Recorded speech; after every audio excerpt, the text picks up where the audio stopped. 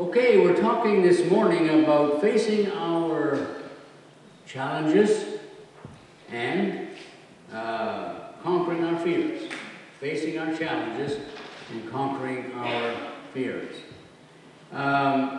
If you are familiar with this story of Joseph, then you know that there was a lot of intrigue, a lot of problems, a lot of situations that existed here in this story that seemed very normal and very acceptable, but as you look deeper, they might not be quite as comforting and as nice as we would think. It's kind of, to me, it's kind of like an ordinary family. All families have a little problems with personalities, with things that come up, differences of opinion, different ideas that are related. I come from a family of 13, so I know a little bit about Joseph's situation. He was one of 10, and you know that he had problems, and they had problems with him. And that, I think, is to be expected in this kind of a family. There's some things, as before I go into what I really think about this, there are some things that a lot of people have expressed in this matter of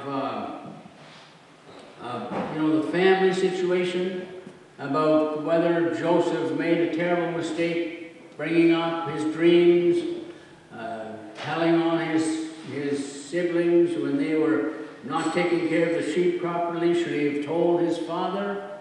Was he trying to curry favor with his father to make sure he kept that inside track? And those are good questions, but we're not told the answer in the Scripture. As I look at this portion of Scripture personally, I see a young man that all the way through, it's remarkable that a young man, he was only 17 when he starts here, according to the Scripture. He was 17 years old, and he had a long, very difficult life. 110 years old, I believe he lived to be, and a lot of situations, especially in these early years, that must have certainly tested his ability to trust God. And to see that these challenges that he had been faced with were not especially that he should fear them, that he should try to avoid them, but that he should stay the course and do the thing that was right and pleasing in God's sight. It's obvious from the Scripture reading and from what I've already said that we're not going to talk about, especially talk about Jesus encouraging Peter to come out of the boat and walk on the water.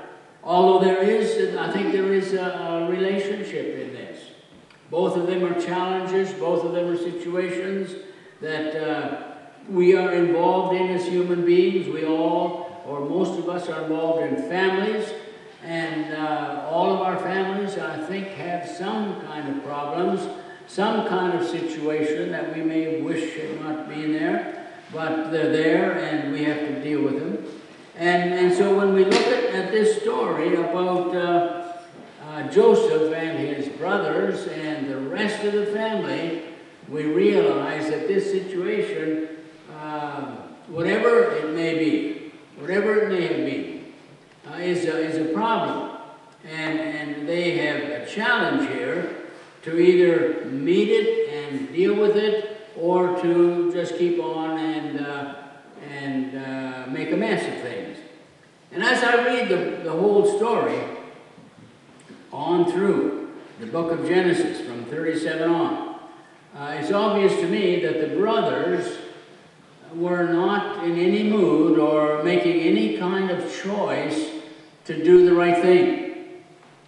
They were jealous of their brother. And they were going to remain jealous. They were not ever going to change their opinion about this brother. He was a smart aleck. He was a show-off. He was talked too much. And he was currying to his father's will and trying to get in good with him. And all of these things were terribly wrong as far as they were concerned. But were they really? Were they really as bad as they were letting on? That's the question that we have to sort of face if we're going to deal with this situation. So we have this couple. We have this man, Joseph. We have the situation that he was faced with, a 17-year-old who was not at all accepted to by his brothers, but who was the favorite of his father. So how does he live? How does he cope? How does he live out his life? We have also this idea in our passage of Scripture that we want to tie in somewhere, and that is about Jesus' invitation to us to get out of our boat and follow him. And the promise that he gave to Peter, I think, is still a promise that is given to us, and that promise is that he will not leave us. He will not forsake us. He will not allow us to drown because of our problems. He's going to look after our needs. I think I mentioned in my first or maybe second sermon that I preached on this series that wherever there is growth, there is fear. I don't care whether you're a mechanic or if you're a scientist or preaching for the first time or playing an instrument for the first time. Whatever new venture we take on always brings fear. It always causes us to sort of reevaluate. Can we really do this? Are we capable of this? Should we have tried? Growth and fear, I want to suggest, go together. It took me a long time in my life to get those two ideas together. I thought that the time would come when I could preach, I could get up in front of people, and it wouldn't bother me at all, and I wouldn't have any feelings of fear. But you know that I've done it for quite a while, and it really hasn't happened. It hasn't happened. I hear some young people that say, well, they're going to preach, and they're going to do this and that, and I've talked to them. Did it bother you? What? Preaching. What for? Why would it? Well, I said for a couple of reasons. The number one is that you're doing something that's new. The second reason is that you're doing something that is important. If we believe that preaching is God's way of bringing people to come forward and accept Jesus Christ, then it's an important thing. If I make a mess of my message, what does that do to people who are interested in making a decision for Jesus? I think there's always room in our doing things to have fear. I don't mean fear that destroys you and makes you ineffective and makes it so you can't function, but I mean fear that will cause you to do your best, that does what you need to do. I've talked to a lot of people about this matter of fear, and you know, I have talked to musicians, I've talked to all kinds that do things publicly, and it always seems to me that the best ones still have a little bit of that fear in their lives when they go to do what they're going to do. Whether it's singing or playing or speaking, there's that recognition that this is public, and therefore I need to do the best that I can, not just for myself, but for the people who are there and for the God that I'm trying to serve. So growth and fear go together. You cannot, we're talking about changing, we're talking about getting out of the boat. You cannot make changes in your life without fear.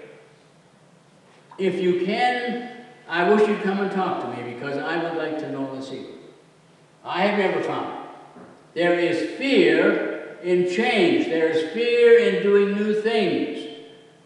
So just because you are afraid to do something doesn't mean that you shouldn't try.